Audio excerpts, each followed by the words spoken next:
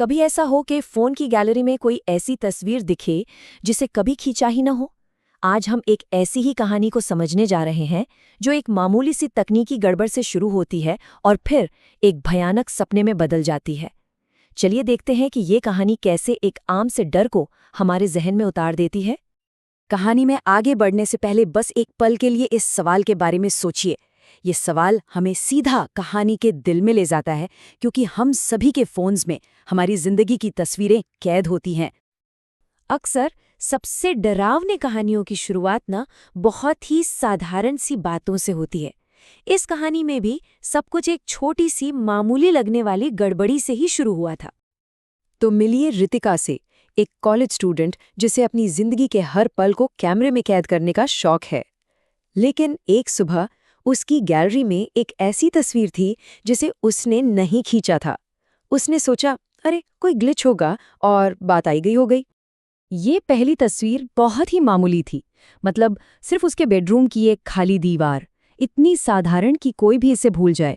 और शायद यही बात इसे और भी ज्यादा अजीब बनाती है, क्योंकि असली डर की शुरुआत अक्सर सादगी में ही छिपी होती है।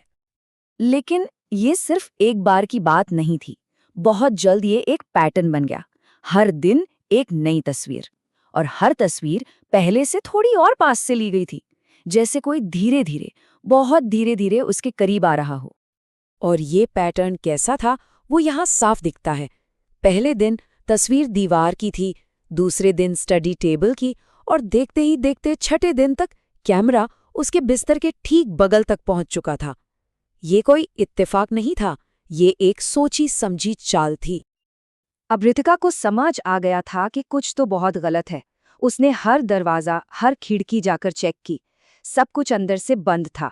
और तभी उसके दिमाग में वो खौफनाक ख्याल आया, जो भी ये कर रहा है वो बाहर नहीं बल्कि घर के अंदर ही है।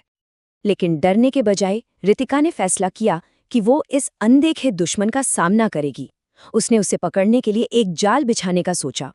उसने बहुत सोच समझकर अपना जाल बिछाया, फोन को टेबल पर रखा, मोशन डिटेक्शन ऐप ऑन कर दिया, दरवाज़ा अंदर से लॉक किया और उसके आगे एक भारी कुर्सी भी लगा दी। मतलब अब कोई भी अंदर नहीं आ सकता था।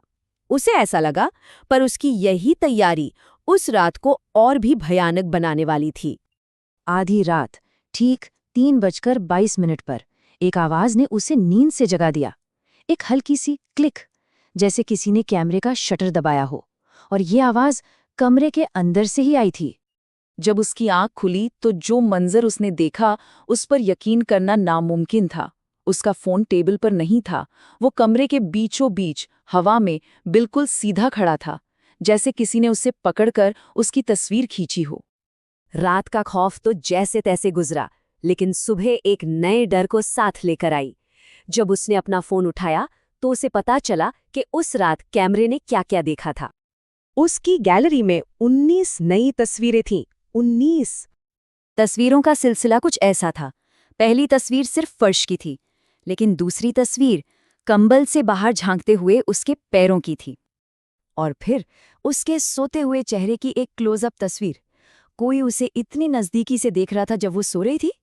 तस्वीर नंबर 11 में सब कुछ बदल गया, क्योंकि अब तस्वीर में सिर्फ वो नहीं थी, कोई उसके बिस्तर के ऐन बगल में खड़ा था। और फिर डर सिर्फ देखने तक नहीं रहा। तस्वीर नंबर 13, एक हाथ उसके गाल को छू रहा था जब वो गहरी नींद में थी, बिल्कुल बेखबर।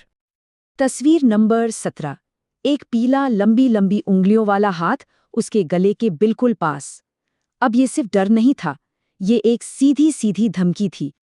18 तस्वीरें, हर एक पिछली वाली से ज्यादा खौफनाक, लेकिन अभी भी आखिरी तस्वीर बाकी थी। तो 19वीं तस्वीर में आखिर था क्या? 19वीं तस्वीर रितिका की खुद की थी। उसकी आंखें पूरी खुली हुई थीं। वो सीधे कैमरे में घूर रही थी, लेकिन उसे जागने का कुछ भी याद नहीं था। और उसके ठीक पीछे एक साया खड़ा था, जिसका कोई चेहरा नहीं था। तो इसके बाद क्या हुआ होगा? जाहिर है रितिका उस घर से भाग गई।